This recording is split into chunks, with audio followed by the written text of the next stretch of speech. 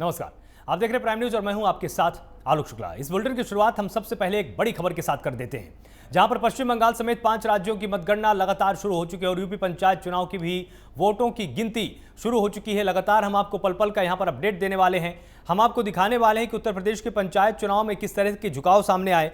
इस बार मतपत्रों का इस्तेमाल किया गया था। पंचायत चुनाव में 3-3 मतपेटियां रखी गई थी। हर एक बूथ पर जहां पर प्रत्याशियों की संख्या अधिक थी वहां पर 3 मतपेटियां और जहां पर कम थी वहां पर 2 मतपेटियों का इस्तेमाल हुआ। तो यूपी पंचायत चुनाव की भी वोटों की गिनती शुरू। काफी लंबा ये चरण चलने वाला है, लेकिन पश्चिम बंगाल समेत 5 राज्यों की भी वोटों की गिनती आज होगी और उन सभी का अपडेट आपको प्राइम न्यूज लगातार देने वाला है। आप देख सकते हैं कि पश्चिम बंगाल की 292 सीटों में क्या झुकाव रहा, किस तरह से टीएमसी बीजेपी के बीच में कांटे की टक्कर होगी, वो अब कुछ मिनटों में हम आपको लगातार अपडेट करते रहेंगे। असम में बीजेपी और कांग्रेस के बीच में किस तरह से टक्कर हुई, असम गण परिषद कहां पर होगी, इसका भी अपडेट हम आपको देने वाले हैं। साथ ही केरल में एलडीएफ, यूडीएफ, बीजेपी समेत तमाम अन्य पार्टियों में किस तरह की सियासी टक्कर है, उसका क्या नतीजा सामने आया, वो भी हम आपको पल पल अपडेट करने वाले हैं। पुदुचेरी में लगातार हमारे साथ जिस तरह से कांग्रेस और बीजेपी का ये आंकड़ा यहां पर हम सामने रखेंगे और केरल में जिस तरह से सियासी समीकरण है उसमें बीजेपी ने कितनी बढ़त बनाई, क्योंकि ये बहुत समय से एक तरह से जो कम्युनिस्ट पार्टियां हैं उनका अड्डा केरल रहा है।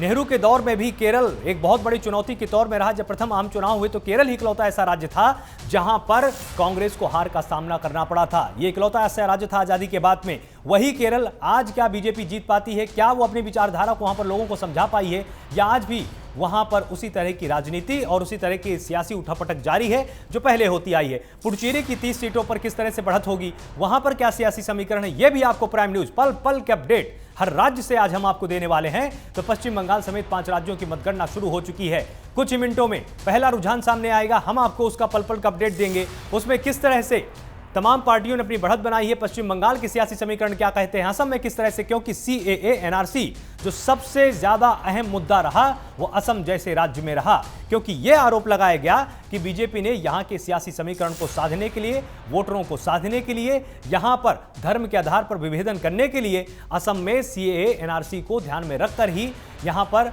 एनआरसी को लागू किया जाएगा। क्या उस असम में बीजेपी की तरफ रुझान जनता का है, या कांग्रेस जिस तरह से विरोध करती आई है उसको समझा पाने में कांग्रेस असम में कामयाब रही।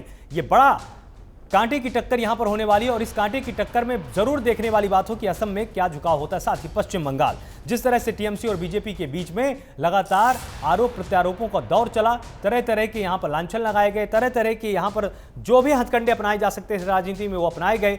उसमें किस तरह से टीएमसी ने अपनी बढ़त बनाई, क्या टीएमसी अपनी सियासी जमीन को बना पाने में कामयाब रहती है, या बीजेपी ने जिस तरह से अब की बार वहां पर राजनीति की पूरी धारा ही बदल दी। सबसे पहली बार पश्चिम बंगाल में आपने देखा होगा कि दुर्गा पूजा के इतर प्रभु श्री राम की बात हुई।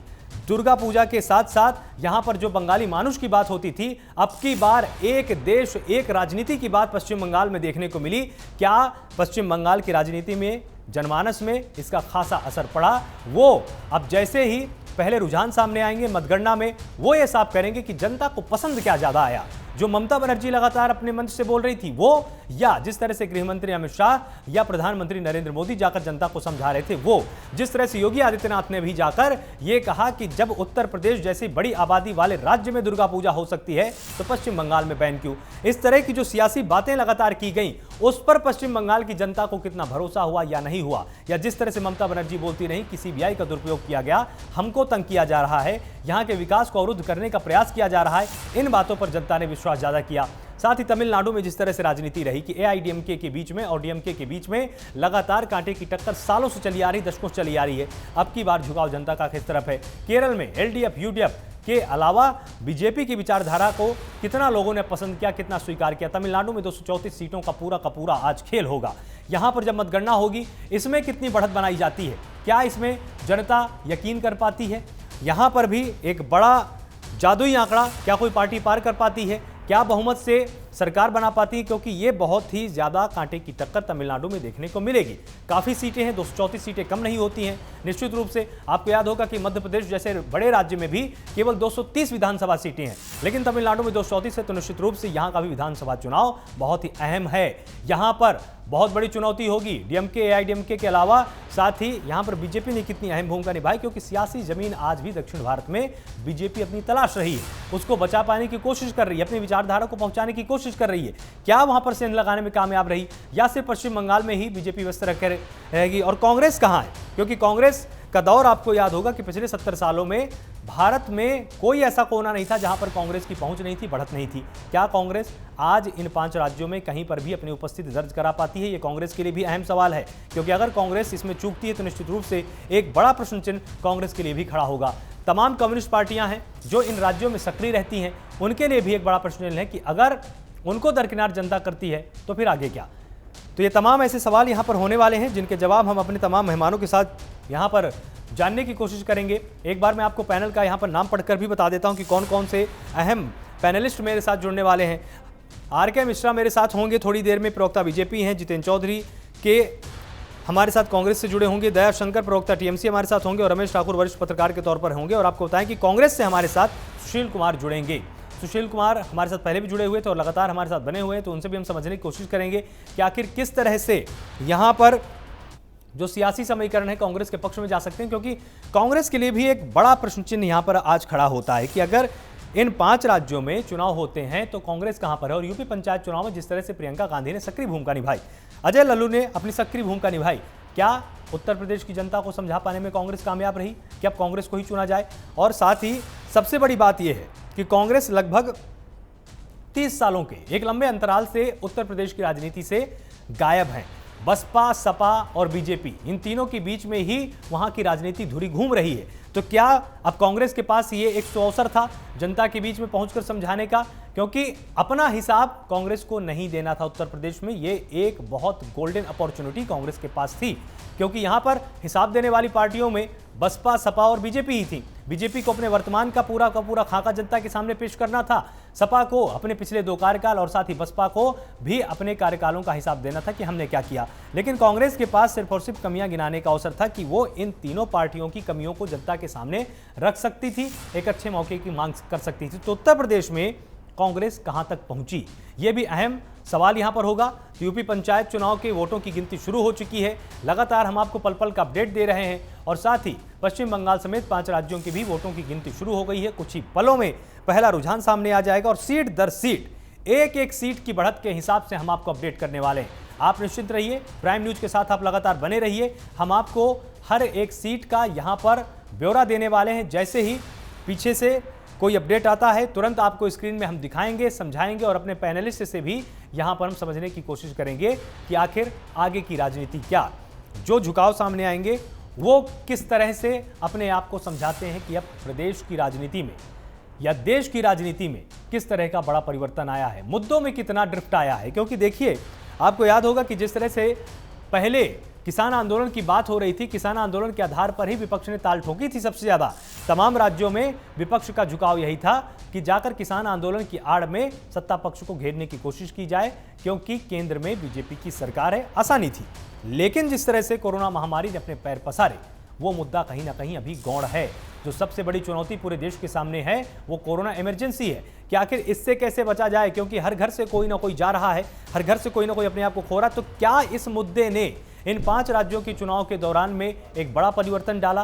क्या इसके बीच में लगातार यूपी पंचायत चुनाव की वोटों की गिनती शुरू हो चुकी है, पश्चिम बंगाल समेत 5 राज्यों की मतगणना शुरू है। इसमें कोरोना महामारी के बीच में जब अंतिम चरणों के मतदान हो रहे थे, जनता के जो सेंटीमेंट्स उसमें कितना फर्क पड़ा। तमाम पैनलिस्ट से हम इस पर जरूर चर्चा करेंगे, क्योंकि ये एक अहम कड़ी है। क्योंकि किसान आंदोलन से यहां पर यात्रा शुरू की थी विपक्ष ने और कोशिश की थी कि किसान आंदोलन की आड़ में ही पूरे चुनाव को लड़ लिया जाए। सभी को पूरी उम्मीद थी कि नरेश टिकैत को सामने रखा जाए, जो किसानों के बड़े नेता हैं उनको सामने रखा जाए, पंजाब के जो बड़े सियासी नेता हैं उनको सामने रखा जाए और इसी के दम पर इन राज्यों में चुनावों को खेलने की कोशिश की गई। लेकिन जब अचानक से कोरोना महामारी ने अपने पैर पसारे, ये मुद्दा कहीं ना कहीं गौण हो गया। इसका कितना असर पड़ा? और पश्चिम बंगाल के अलावा उत्तर प्रदेश की राजनीति की अगर हम बात करें तो बहुत बड़ा चुनाव था पंचायत चुनाव। लाखों प्रत्याशी मैदान में थे। उनके हिसाब से क्या इस चुनाव में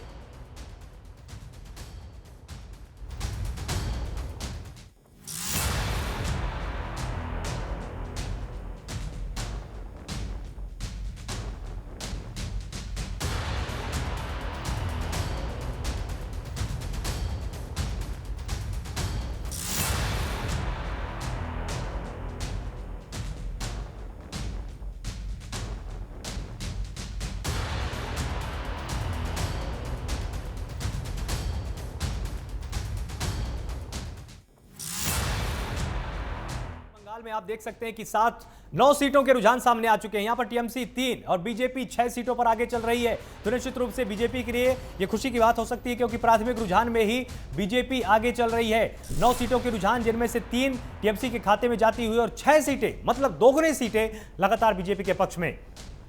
असम की बात करें, 6 सीटों पर रुझान सामने आया, जिसमें बीजेपी और कांग्रेस में कांटे की टक्कर। 3-3 सीटें दोनों के खाते में जाती हुई दिखाई दे रही हैं। तो ये लगातार हम आपको अपडेट्स दे रहे हैं। यहां पर आप देख सकते हैं कि बीजेपी अपनी बढ़त बनाने में लगातार कामयाब हो रही है। तो निश्चित रूप से जो विपक्षी पार्टियां हैं, उनके लिए ये चिंता की बात है, क्योंकि सभी का दावा यह था कि केंद्र सरकार की तरफ से बहुत सारी कमियां सामने आई, बहुत सारी ऐसी लूप होल से जिसके आधार पर जनता ने वोट नहीं दिए होंगे। लेकिन अगर सीटों की रुझान की बात करें तो आप देख सकते हैं टीएमसी बीजेपी में 9 सीटों के रुझान में ही बीजेपी लगभग दोगुनी सीट अपने खाते में ले जाती हुई दिखाई दे रही है। तो पश्चिम बंगाल में बीजेपी का पलटा भारी होता हुआ आपको दिखाई दे रहा होगा। टीएमसी में 3 और बीजेपी के पक्ष में 6 सीटें। और अगर असम की बात करें तो कांटे की टक्कर बीजेपी और कांग्रेस 3-3 सीटों पर बराबरी पर लगातार बनी हुई है। तो ये 6 सीटों का रुझान असम से सामने आया है, जहां पर 126 सीटें हैं। 120 सीटों पर रुझान लगातार हम आपको अपडेट करेंगे, तो सभी आप हमारे साथ लगातार बने रहिए। इस तरह से पश्चिम बंगाल की बात जो लगातार हो रही थी, जो प्रवक्ता हमारे साथ जुड़े हुए थे वो दावा कर रहे थे कि पश्चिम बंगाल में बहुमत के साथ हम सरकार बनाने जा रहे हैं। लेकिन जिस तरह से बीजेपी ने 6 सीटों पर अपने आप को आगे साबित किया है, टीएमसी 3 पर है, तो निश्चित रूप से ये कहीं ना कहीं अंदेशा गहरा जाता है कि क्या टीएमसी के पक्ष में चीजें जा सकती हैं। देखिए, बड़ा ड्रिप पश्चिम बंगाल में 17 सीटों के रुझान, उसमें से 10 अब टीएमसी के खाते में और बीजेपी की तरफ से 7 सीटें।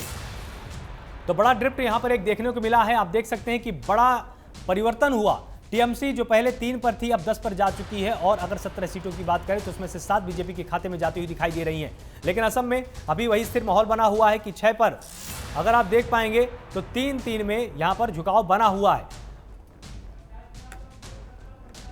ये बड़ा अपडेट हम आपको दे रहे हैं। एक बड़ा अपडेट यहां पर सामने आया पंचायत चुनाव से जुड़ा हुआ, वो भी हम आपको यहां पर बता देते हैं। 5 प्रदेशों की वोटों की गिनती लगातार जारी है। विधानसभा चुनाव में 5 प्रदेशों में लगातार गिनती जारी है। असम में कांग्रेस 3, बीजेपी 3 सीटों पर आगे चल रही हैं। 3-3 पर, मतलब कांटे की टक्कर है। अगर असम की बात करें तो बीजेपी के पक्ष में भी 3 और कांग्रेस के पक्ष में भी 3 सीटें हैं। 5 प्रदेशों में वोटों की गिनती लगातार जारी है। पश्चिम बंगाल की बात करें तो 18 में से 11 सीटें टीएमसी ले जाती हुई दिखाई दे रही है। बीजेपी 7 सीटों पर आगे चल रही है। तो ये बड़ा अपडेट आपको लगातार प्राइम न्यूज दे रहा है। हम पल पल का अपडेट आपको यहां पर दे रहे हैं। और असम की बात करें तो 3-3 में बीजेपी और कांग्रेस ने एक दूसरे को कांटे की टक्कर दे रखी है। लेकिन पश्चिम बंगाल की सूरत देखिए, हर एक सेकंड तस्वीर यहां पर बदल रही है।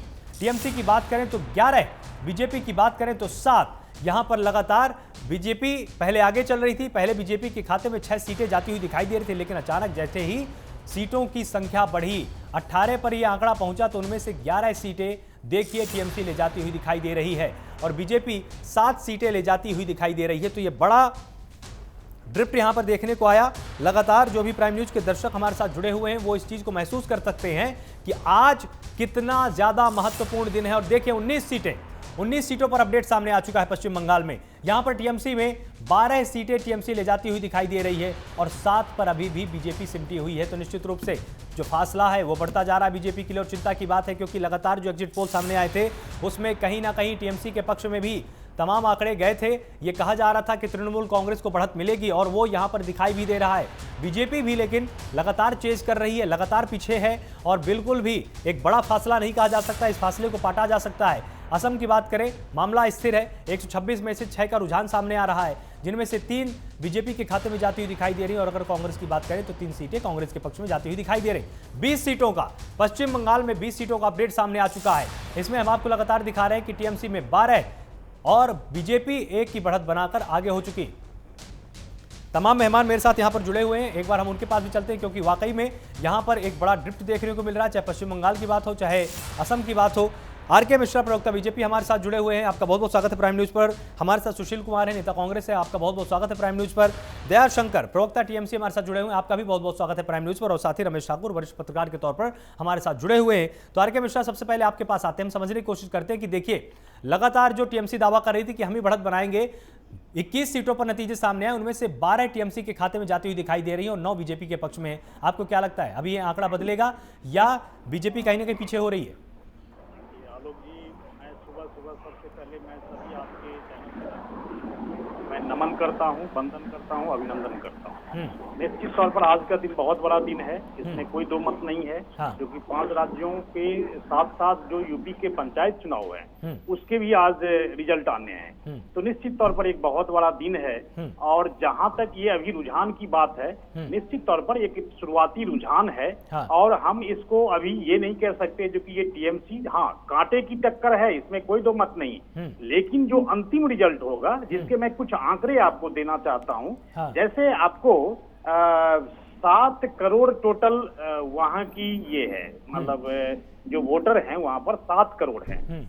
और निश्चित तौर पर देखिए जो होता क्या है, तो जो वोटर हैं और वो क्या होता है, जो क्या आपके वोट परसेंट में टर्नआउट होते हैं नहीं होते हैं, जो आपके स्थानीय मुद्दे थे वो आपने जमीनी स्तर पर आपने लोगों के पास पहुंचाया नहीं पहुंचाया। जो एंटी कंपेंसी फैक्टर है वो भी बहुत काम करता है। जो आपके जो निगेटिव लूपहोल है, जो आपने किसी जिस काम को आपने नजरअंदाज किया, वो भी एक बहुत बड़ा फैक्टर है। हाँ। तो बहुत सारे ऐसे फैक्टर होते हैं जो कि उसको समझने की जरूरत है। और खास करके बीजेपी कहें तो वो निश्चित तौर पर जो 5 राज्यों के साथ साथ यूपी के जो पंचायत चुनाव थे, हालांकि पंचायत चुनाव का जो परिप्रेक्ष्य होता है वो एक डिफरेंट होता है। हाँ। जो असेंबली इलेक्शन से और लोकसभा इलेक्शन से, तो निश्चित तौर पर ये एक थोड़ा सा अलग परिप्रेक्ष्य होगा। लेकिन ये जरूर है जो कि बीजेपी अपने तरफ से पूरी बातें जो जनता के बीच में गई, बिल्कुल जनता के बीच में गई, डोर टू डोर कैंपेनिंग करके उस मुद्दे को पहुंचाया, उनकी जो जरूरतें थी उनको समझा, उनकी जो समस्याएं थी उनको समझा। तो निश्चित तौर पर एक बहुत बड़ा बीजेपी ने जो है सो इस 5 राज्यों में बिल्कुल अपने बात को ग्राउंड तक पहुंचाया, वहां की जनता तक पहुंचाया। और देखिए निश्चित है अभी तो शुरुआती रुझान है। अभी आपने देखा अभी 14 पे टीएमसी है और 11 है, तो कोई बहुत बड़ा फासला है, वो बहुत बड़ा फासला नहीं है। लेकिन ये जरूर है जो कि कांटे की टक्कर है। फिर भी हमने अगर 200 का अगर टारगेट दिया है तो ये 200 का टारगेट निश्चित तौर पर हम अचीव करेंगे। बिल्कुल। दयाशंकर जी हमारे साथ जुड़े हुए हैं, टीएमसी प्रवक्ता हैं। दयाशंकर जी, आपको क्या लगता है कि यहाँ पर टीएमसी जिस तरह से बढ़त बनाई, देखिए 29 सीटों पर रुझान सामने आए हैं, जिनमें से 17 आपके पक्ष में जा रही हैं और 12 बीजेपी के पक्ष में। बढ़त में तो आप ही हैं। देखिए आलोक जी, जितने भी प्रत्याशी हैं, चाहे वो किसी भी पार्टी के हों, टोटल 5 प्रदेशों की जनता, उत्तर प्रदेश की में भी चुनाव चल रहे हैं, ग्राम पंचायत। सर्वप्रथम इस कोरोना काल के मुश्किल काल में जिस प्रकार से चुनाव हुए हैं, सभी जनता, सभी प्रत्याशी, सभी लोग बधाई के पात्र हैं। जो भी रिजल्ट आते हैं उसका सम्मान करना चाहिए। और रही बात टीएमसी की, तो टीएमसी ने मन की बात कभी नहीं किया, झूठ नहीं बोला और काम किया है धरातल पे। इसलिए हम लोग शुरू से ही आश्वस्त थे कि जनता प्रचंड बहुमत देगी। 2021 चल रहा है, 221 सीट प्लस करेगी और रिजल्ट आगे जो भी आते हैं उसका हम लोग स्वागत करेंगे। हाँ, तो यहाँ पर जिस तरह से आंकड़े लगातार सामने आ रहे हैं, रमेश ठाकुर जी हमारे साथ जुड़े हुए हैं वरिष्ठ पत्रकार के तौर पर। अगर आप देखेंगे तो जिस तरह से पश्चिम बंगाल में टीएमसी दावा अपना करता है, वो उनका यही कहना था कि हम ही बढ़त बनाएंगे, हम ही सरकार बनाएंगे, हम बहुमत के साथ आएंगे। और देखिए 31 सीटों पर रुझान सामने आए तो 18 यहाँ पर टीएमसी के पक्ष में जा रही है और 13 बीजेपी के पक्ष में। आपको क्या लगता है, टीएमसी का दावा सही साबित होने वाला है या बीजेपी का? नहीं, देखिए अभी ये शुरुआती रुझान है, इसमें कुछ कहना ना कहना थोड़ा जल्दबाजी होगा। मुझे लग रहा है कि ये जो पहले चरण जो चुनाव हुआ था उस चरण के रुझान है। मुझे लग रहा है पहला और चौथा, एक पांचवा, ये 2-3 चरण ऐसे हैं जिसमें बीजेपी को बहुत अच्छा बहुमत मिला था, बहुत अच्छा वहां रुझान था उनके प्रति। लोगों उनको पसंद कर रहे थे, उनकी रैलियों में लोग आ रहे थे। तो मुझे लग रहा है जैसे ही आगे कुछ बढ़ेगा, 10-15% जब वोटिंग हो जाएगी, काउंटिंग हो जाएगी, उसके बाद में मुझे लग रहा है ये बिल्कुल नेट टू नेट फाइट रहेगी। और बहरहाल कुछ ऐसी जगह हैं, आप जैसे मथुआ समुदाय को हमने आपके चैनल पे कई बार भी हमने बोला है, जो मथुआ समुदाय है जिसमें 55-56 जो सीटें आती हैं, उसमें मुझे लग रहा है इस बार बीजेपी बहुत अच्छी सेंधमारी करेगी, क्योंकि अभी वही बेल्ट चल रही है। उस बेल्ट चलने के बाद में फिर ये मुर्शिदाबाद आ जाएगा, फिर 24 परगना, ये जितने भी क्षेत्र हैं जो मुस्लिम बहुल जो क्षेत्र है, मुझे लग रहा है इसमें कम से कम बीजेपी को बहुत बड़ी टक्कर तो टीएमसी देगी। लेकिन अभी ये शुरुआती रुझान है, इसमें मैं कुछ कहना थोड़ा जल्दबाजी होगा। लेकिन हाँ, ये अगर 1-2 घंटे के बाद अगर ये स्थिति बनती है तो मुझे लग रहा पलड़ा बहुत भारी हो जाएगा बीजेपी का। जो टीएमसी का जो दावा था वो मुझे लग रहा कहीं ना कहीं वो पीछे हटता हुआ दिखाई देगा। बिल्कुल। तो एक बार अब हम चलते हैं असम की तरफ भी एक बार रुक करते हैं। तो सुशील जी लगातार हमारे साथ जुड़े हुए हैं। जिस तरह से आप थोड़ी देर पहले ये दावा कर रहे थे कि नहीं, असम में जो सबसे बड़ा मुद्दा रहा वो सीएए एनआरसी का रहा। देखिए 7 सीटों पर रुझान यहाँ पर सामने आए, जिनमें से 4 बीजेपी के खाते में जाती हुई दिखाई दे रही हैं और 3 आपके पास हैं। आपको क्या लगता है, आप जो थोड़ी देर पहले दावा कर रहे थे कि हम बहुमत के साथ सरकार असम में बनाएंगे, वो सही साबित होगा क्या?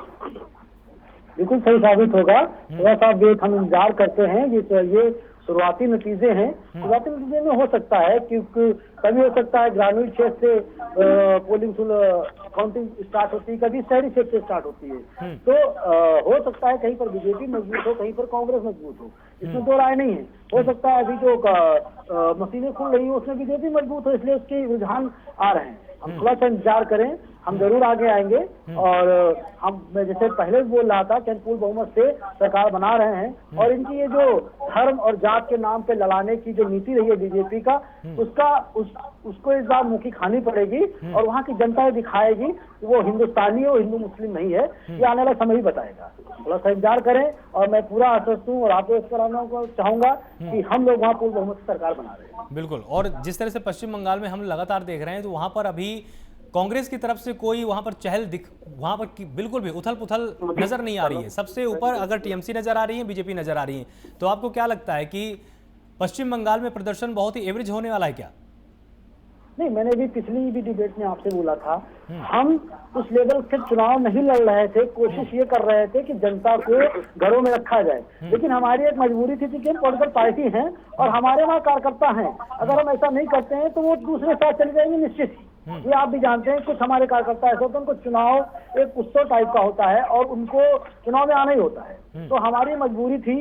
दूसरा जो बीजेपी का मुद्दा है वहाँ पर, तो आप देख, हो सकता है बीजेपी ने जिस तरह पैसा खर्चा किया है, रैली की बात कर रहे हैं, तो निश्चित ही कई वीडियो वायरल हुए जहां पर लोगों को पैसा दे देकर बीजेपी में उसमें लाया गया। बीजेपी ने बहुत सारा पैसा खर्च किया है और एक पैसा खर्च करके उसने जो ओरा दिखाया है कि देखो हमारे पास बहुत पैसा है, हम बहुत विकास करेंगे।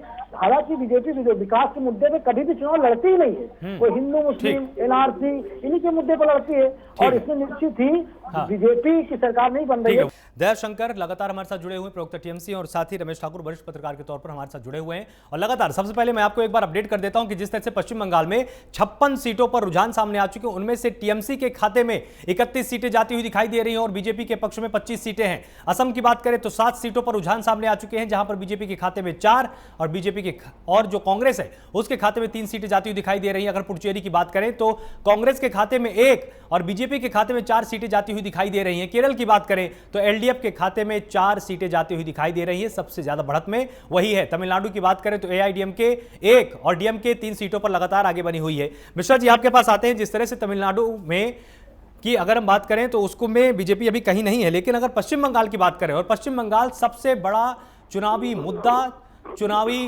राज्य आपके लिए रहा है, वहां पर टीएमसी लगातार बढ़त बनाए हुए 75 सीटों के रुझान सामने आ चुके हैं। उनमें से 40 टीएमसी के खाते में जाते हुए दिखाई दे रहे हैं और बीजेपी के खाते में 35। आपको क्या लगता है, क्या जिस राष्ट्रीय मुद्दे को लेकर आप जनता के बीच में गए थे वो समझा पाने में आपसे कहीं ना कहीं चूक हो गई क्या, या अभी हमको थोड़ा सा इंतजार करने की जरूरत है, बीजेपी बढ़त बना लेगी? देखिए ऐसा है आलोक जी, मैं एक चीज आपको बता देता हूं, जो कि बीजेपी के पक्ष में जितने भी विपक्षी दल हैं, जिस तरह से वो माहौल बनाने की कोशिश करते हैं, वो माहौल में वो सफल नहीं होते। अब मैं आपको बता देता हूं, जो तमिलनाडु में जो गवर्नमेंट का जो ये फॉर्मेशन है वो 24 मई तक होना है, वेस्ट बंगाल में 30 मई तक होना है, असम में 31 मई तक होना है, केरला में 1 जून तक और पुडुचेरी में 8 जून तक होनी है।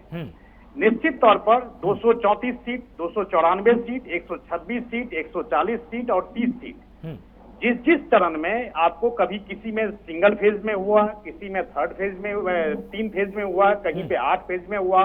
तो जिस तरह से विपक्षी ने जिस तरह से माहौल बनाया, देखिए आज हम चुनावी नतीजों के विश्लेषण के लिए बैठे हुए हैं, साथ ही साथ हम कहां पर हम चुप कर रहे हैं और कहां पर हमने सक्सेस किया है, उसको भी ध्यान देने की बात है और एनालाइज करने की बात है, जो कि कहां पर क्या हुआ।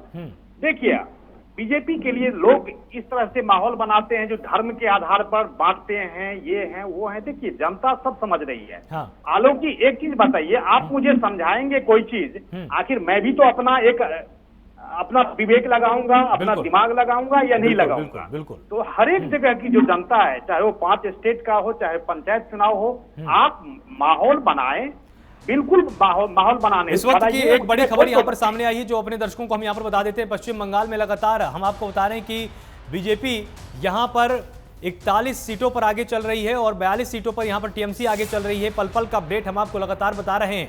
यहाँ पर अगर आप देख पाएंगे 84 सीटों पर यहाँ पर रुझान सामने आए और पहली बार 42 सीटें दोनों पार्टियों के खाते में जाती हुई दिखाई दे रही हैं। 42 पर टीएमसी आगे है, 42 पर बीजेपी आगे है। कांटे की टक्कर कही जा सकती है पश्चिम बंगाल के अंदर कि 84 सीटों में से 42 में टीएमसी और 42 में बीजेपी अपनी बढ़त लगातार बनाए हुए। तो 84 सीटों का रुझान यहां पर सामने आ चुका है। मिश्रा जी लगातार आप हमारे साथ जुड़े हुए हैं। देखिए एक और नया रुझान सामने आया, बराबर कांटे की टक्कर लगातार अब दोनों पार्टियों के बीच में। निश्चित आलोक जी, देखिए ऐसा है, बंगाल बिल्कुल परिवर्तन की ओर जा रहा है, इसमें कोई दो मत नहीं है। बिल्कुल जिस तरह से 60 सालों में इन लोगों ने, मैं किसी पार्टी विशेष को मैं कोई कटघरे में खड़ा करने की कोशिश नहीं करूंगा, लेकिन अगर आपने जमीनी मुद्दे, वहां की समस्याएं, वहां के जो इंडस्ट्रियलाइजेशन था, वहां पर जो कटमनी सिंडिकेट जो था, जिस तरह से भ्रष्टाचार व्याप्त था वहां पे, अगर उसके ऊपर में अगर आपने काम किया रहता तो शायद ये स्थिति आपकी नहीं होती। निश्चित तौर पर बंगाल की जो जनता है वो परिवर्तन चाहती है। हाँ। देखिए मैं एक बात बताइए, जनता को मैं कितने दिन तक गुमराह करके रखूंगा? और आप लोगों ने 34 साल, चाहे वो सीपीआईएम की सरकार रही हो, 20 साल करीब कांग्रेस की सरकार रही हो, 10 साल टीएमसी की सरकार रही हो, जिस तरह से आपने जनता को गुमराह करके, और जो वेस्ट बंगाल है उस वेस्ट बंगाल को कितना पीछे धकेल दिया आपने। जहां पर विकास की बात थी, विकास के नाम पर नगण्य था, क्या भ्रष्टाचार व्याप्त थे वहां पे। आलोक जी मैं तो वहां पर ग्राउंड की बात कर रहा हूं। हाँ।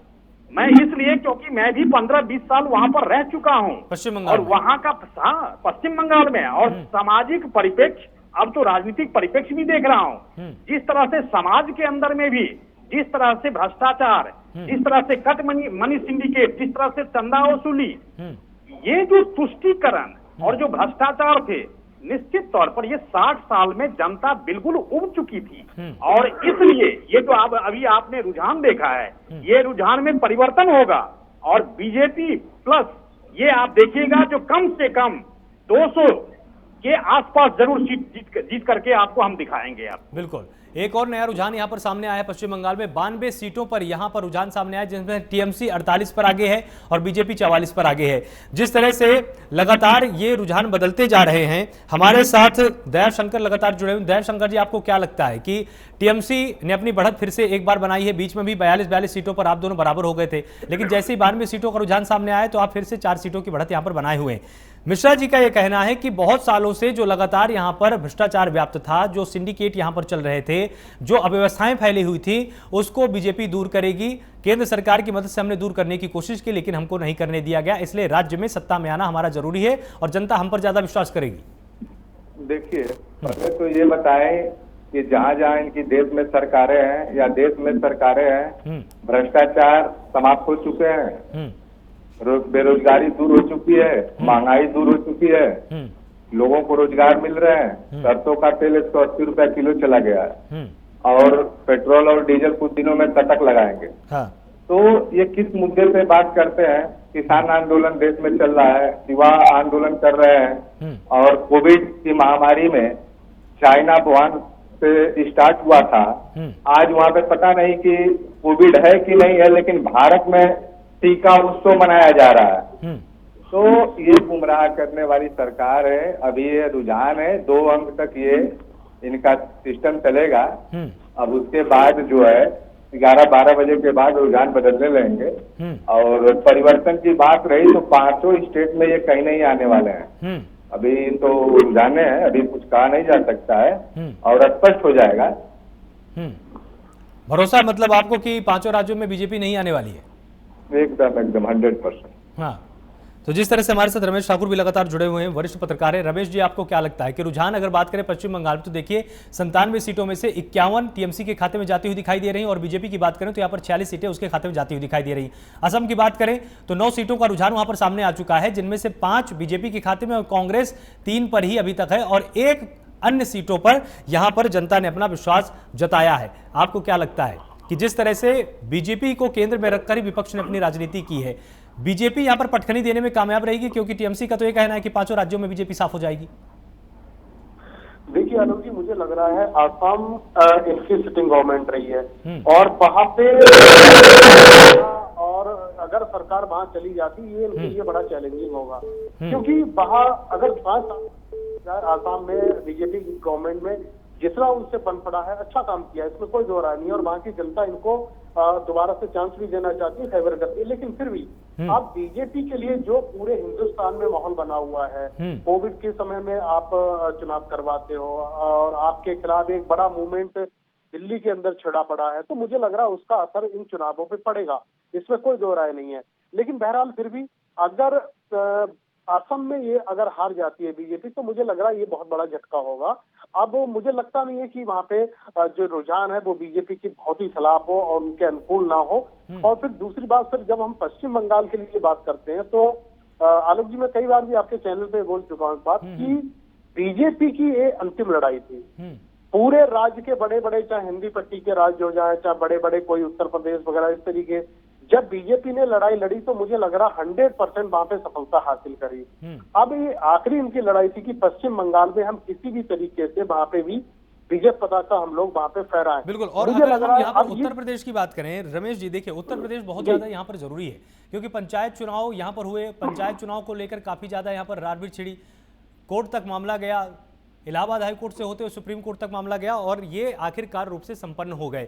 आपको क्या लगता है पंचायत चुनाव में क्या नतीजे सामने आ सकते हैं? क्या ये बीजेपी के पक्ष में जाएंगे? क्योंकि पहले विपक्ष को यही भरोसा था यहाँ पर कि हम किसान आंदोलन की आड़ में यहाँ पर सरकार को घेर लेंगे, लेकिन वो मुद्दा धीरे धीरे गौड़ हो गया और कोरोना महामारी ने अपने जब पैर पसारे तब अंतिम चरण के यहाँ पर मतदान हुए।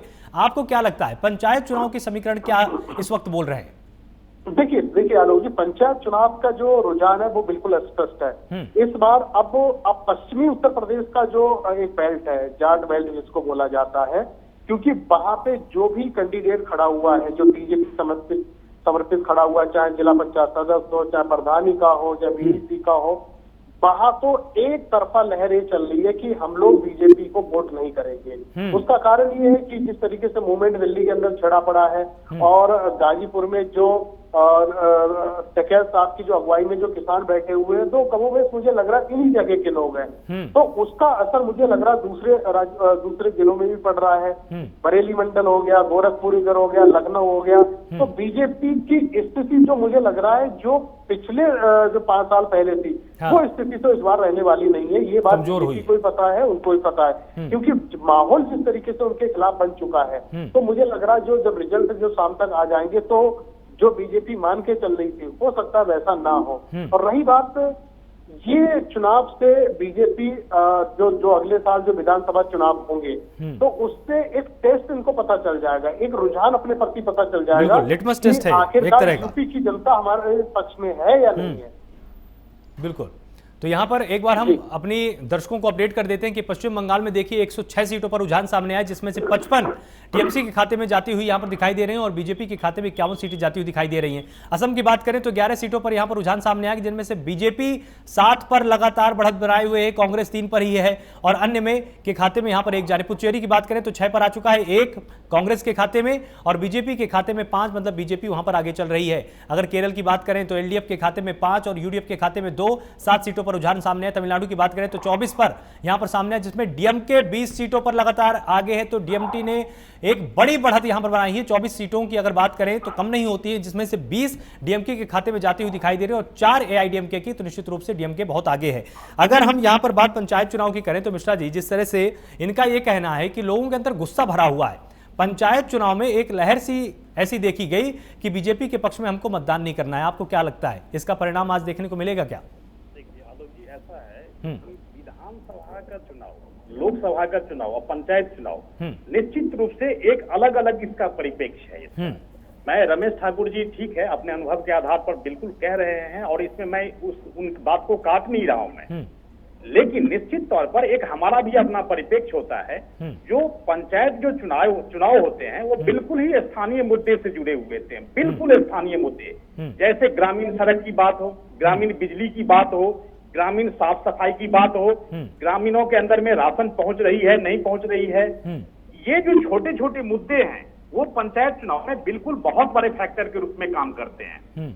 आप विधानसभा का चुनाव ले लें, ये अलग बात हो जाती है, निगम का चुनाव ले लें अलग बात हो जाती है, लोकसभा का चुनाव ले लें अलग बात हो जाती है। बिल्कुल। लेकिन जहां तक यूपी में खास करके भाजपा की बात है तो यहाँ पर एक देखिए, भाजपा एक मतलब ये नहीं है जो कि एक पार्टी है, बल्कि एक ऐसा संगठन है जिसके एक एक कार्यकर्ता बड़े ही समर्पित कार्यकर्ता है।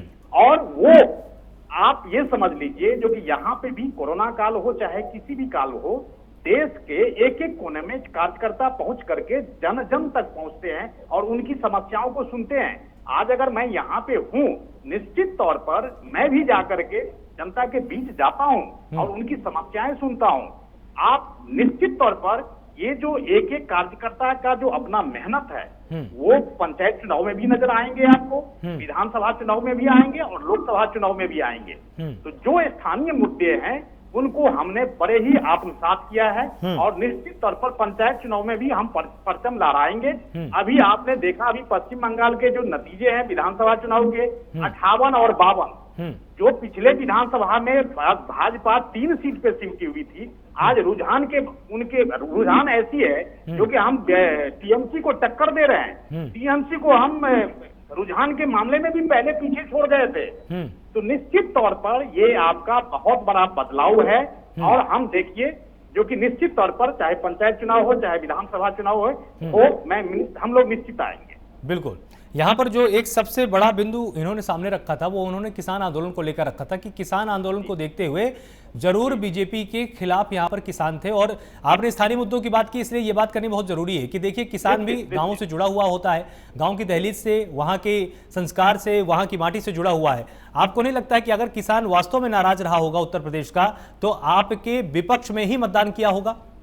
देखिए ऐसा है, मैं भी बिल्कुल विश्लेषण करता हूं उसका और मुझे मात्र 30 सेकंड दीजिए। बिल्कुल बिल्कुल। देखिए किसान आंदोलन जो आंदोलन था या अभी है, निश्चित तौर पर किसान आंदोलन का एक जो वास्तविक ढांचा था वो बिल्कुल बदल गया। किसान एक्सपोज हो गए और जिस तरह से उस आंदोलन को एक्सपोज करने के लिए और उस आंदोलन को फ्रंट पर रख करके विपक्ष ने अपनी राजनीति करनी चाहिए, वो विपक्ष भी एक्सपोज हो गए और किसान आंदोलन भी एक्सपोज हो गया। ठीक। हाँ, अगर आंदोलन अगर सही मायने में अगर वास्तविक ढांचे में रहता तो निश्चित तौर पर हर एक चुनाव में असर करता, लेकिन वो वास्तविक ढांचे में रहा नहीं।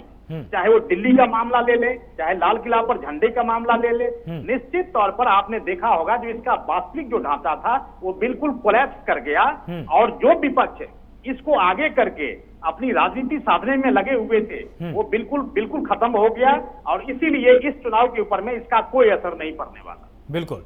तो जिस तरह से यहां पर लगातार हम अपडेट्स दे रहे हैं, 115 सीटों पर पश्चिम बंगाल में रुझान सामने आ गए हैं, आपको उसमें तुरंत हम यहां पर अपडेट करा देते हैं। टीएमसी 61 सीटों पर आगे है और बीजेपी की बात करें तो वो 54 सीटों पर आगे है। असम की बात करें तो देखिए 15 सीटों पर यहां पर रुझान सामने आ चुके हैं, जिनमें से बीजेपी 9 सीटों पर आगे है और कांग्रेस 5 सीटों पर आगे है और अन्य 1 सीटों पर। अगर हम बात पुडुचेरी की करें तो 6 सीटों पर अपडेट सामने है, जिसमें से कांग्रेस के खाते में 1 जाती हुई दिखाई दे रही है, बीजेपी के खाते में 5 है। केरल की बात करें तो 9 सीटों के रुझान, जिसमें एलडीएफ के खाते में 7, यूडीएफ के खाते में 2, बीजेपी अभी 0 पर है। तमिलनाडु में बड़ा ड्रास्टिक चेंज है कि एआईडीएमके के खाते में 4 और इसके अलावा वहां पर लगभग 23 सीटें डीएमके के खाते में जाती हुई दिखाई दे रही है। तो निश्चित रूप से डीएमके ने एक अच्छी खासी बढ़त अभी से बनानी वहां पर शुरू कर दी है। बात एक बार कांग्रेस से भी यहां पर पूछनी जरूरी है, क्योंकि अगर उत्तर प्रदेश के पंचायत चुनाव की बात करें, चलिए ठीक है, असम में आपका रोल अच्छा है, आपने दावा किया कि हम बहुमत के साथ आने वाले हैं, ये थोड़ी देर बाद पता चलेगा। पश्चिम बंगाल में आपने ये कहा कि हमने वहां पर खुलकर प्रचार इसलिए नहीं किया क्योंकि हम कोरोना काल को लेकर भी पूरी तरह से नियंत्रित थे, अपने आप को हमने संतुलित रखा और निश्चित रूप से, लेकिन अपनी उपस्थिति हम वहां पर दर्ज कराएंगे। लेकिन पंचायत चुनाव बहुत जरूरी था उत्तर प्रदेश का, क्योंकि प्रियंका गांधी भी लगातार पहुंची, अजय लल्लू ने भी लगातार वहां पर एक विपक्ष के नेता के तौर पर निशाना साधा था। पंचायत चुनाव से आपको क्या उम्मीदें हैं? क्या जनता ने आप पर पूरा भरोसा किया होगा? बिल्कुल भरोसा किया होगा, क्योंकि पंचायत चुनाव में मैं खुद रहा हूँ और वहाँ पर जनता का रुझान देखा, तो सबसे बड़ी इम्पोर्टेंट चीज थी जो एंटी बीजेपी था। लोग परेशान हैं, छोटे छोटे मुद्दों पर परेशान है, चाहे वो महंगाई हो, चाहे सुरक्षा हो, सभी में उत्तर प्रदेश सरकार नाकाम रही है। और कोरोना पैंडेमिक को हम देख ही रहे हैं, जिस तरह से लोगों को जो अपनी मिसेस के, बीवी के गहने बेचकर ऑक्सीजन मुहैया करा रहा है, हॉस्पिटल के बाहर ऑक्सीजन मुहैया करा रहा है, उसके खिलाफ सीधा उसे जेल भेजा जा रहा है। तो जनता त्रस्त तो है ही है। और दूसरी बात, हम कई पंचायत चुनाव के बाद अब पंचायत चुनाव में आए, इससे पहले तो पंचायत चुनाव नहीं लड़े, तो अब हम आए हैं और प्रियंका जी के निर्देशानुसार और जो अल्लू जी की हमारे जो यशस्वी हमारे जो लीडर हैं, उनकी बहुत मेहनत रही है और हम निश्चित ही बहुत अच्छा करेंगे, ये हमें जल्द में दिखाएगा। बिल्कुल। तो पंचायत चुनाव में आपको क्या लगता है कि ऐसा कौन सा पक्ष आपने सामने रखा जिस पर जनता ने सबसे ज्यादा विश्वास किया होगा? आपको ये लगता है कि बीजेपी के खिलाफ वोटिंग हुई है या आपके पक्ष में वोटिंग हुई है? नहीं, बीजेपी के खिलाफ तो अलग मुद्दा है। बीजेपी के खिलाफ तो जिसकी सत्ता नहीं तो उसी कौन नहीं, आपने अभी थोड़ी देर पहले कहा ना कि बीजेपी से लोग नाराज थे, तो इसका मतलब है कि अगर बीजेपी के खिलाफ वोटिंग की होगी तब फिर आपको वोट मिले होंगे, या आपको महत्वपूर्ण समझकर जनता ने वोट दिया? दोनों चीजें अलग है। नहीं, एक मतदाता के पास एक ही वोट होता है, या तो वो एक ही को देगी, तो अगर बीजेपी को नहीं दिया तो किसी और को दिया होगा उसने, निश्चित बात है। सबसे इंपॉर्टेंट चीज ये हम इसमें कहना चाह रहे हैं, ये बड़ा अपडेट अचानक यहाँ पर सामने आया है। इस वक्त की बड़ी खबर हम अपने दर्शकों को यहाँ पर बता देते हैं। पश्चिम बंगाल में 116 सीटों पर रुझान सामने आ चुके हैं, जिनमें से 62 सीटों पर टीएमसी आगे चल रही है। बीजेपी की बात करें तो 54 सीटों पर यहां पर बीजेपी आगे है। लगातार कांटे की टक्कर पश्चिम बंगाल में। ये वही पश्चिम बंगाल है जहां पर विधानसभा चुनाव में दूसरी पार्टियां नजर नहीं आती थी टीएमसी के सामने, लेकिन जैसा कि गृह मंत्री अमित शाह ने तमाम रैलियों में दावा किया था, कांटे की टक्कर हम देंगे, सरकार बनाएंगे, उसके नजदीक बीजेपी जाती हुई दिखाई दे रही है। टीएमसी 63 सीटों पर आगे है और बीजेपी यहां पर 54 सीटों पर लगातार आगे। 117 सीटों का अपडेट यहां पर सामने आ चुका है। एक बार आपके पास आते हैं और दयाशंकर जी, हम ये समझने की कोशिश करते हैं कि देखिए, जिस तरह से ये वही विधानसभा चुनाव है जहां पर आपकी पार्टी के सामने कोई पार्टी दूर दूर तक नजर नहीं आती थी। ममता बनर्जी का जादू चलता था पश्चिम बंगाल के अंदर। आज अगर बीजेपी आपके इतनी करीब आई है और हो सकता है आपको क्रॉस भी कर दे, आपको नहीं लगता कि कुछ ना कुछ कमी आपसे भी रह गई है पश्चिम बंगाल में? देखिए, कोई भी व्यक्ति 100% फुल नहीं होता है, और रही कमी की बात तो यहाँ कोई कमी नहीं है। टीएमसी ने हर मुद्दों पे जनता के बीच में जनता के लिए काम किया है। वहाँ की पार्टियां लेफ्ट जो है, कांग्रेस है, वो अपने वोटों को संभवतः बचा नहीं पाई है, जिसका नतीजा है कि बीजेपी वहाँ पे ग्रोथ कर रही है अभी। लेकिन वो 2 अंक डिजिट तक वो सीमित हो जाएगी। अभी रुझान और आने दीजिए, वो सब स्पष्ट होंगे। और हर मुद्दों पे जनता के बीच में दीदी रहती है। हम लोग माँ माटी मानुष की बात करते हैं और लोगों का सम्मान करते हैं, बांटने की राजनीति नहीं करते हैं, सर्वधर्म संभाव की बात करते हैं। इसलिए हमें पूर्ण विश्वास है कि टीएमसी की सरकार बनेगी। तो यहाँ पर एक बार आपके पास आना चाहूंगा सुशील जी, इन्होंने एक बहुत ही इंटरेस्टिंग यहाँ पर अभी एक बात बोल दी कि अगर जीतेगी तो टीएमसी जीतेगी और अगर हम हारते हैं तो इसके पीछे कांग्रेस जिम्मेदार होगी, क्योंकि आप लोग अपने वोटरों को समझा नहीं पाए कि आपकी वजह से यहाँ पर कहीं ना कहीं टीएमसी की सरकार जा सकती है। नहीं, ये तो अजीब सा मुद्दा है, इस पर मैं क्या बात कहूँ। ठीक है, वोटर ये जो अगर आप इन 5 चुनावों में देखते हैं तो इसमें सबसे बड़ा योगदान रहा है तो चुनाव आयोग का। उसने अपने आप को गांधारी बिल्कुल पेश किया हुआ है इसमें। हाँ। और जितनी भी मदद हो सकती थी उसने बीजेपी की है, इसमें दो राय नहीं। सबसे इम्पोर्टेंट चीज है। दूसरी बात यह है कि हमने तो शुरू में कहा था कि अगर पिछले चुनाव में हम 10 साल पीछे जाएं तो हमारी जो लीडर वहां पर जो सिपह सलार हुआ करती थी वो दीदी हुआ करती थी, लेकिन उन्होंने अपनी पार्टी बनाई और जब कोई सिपह सलार जाता है तो सैनिक लेकर जाता है।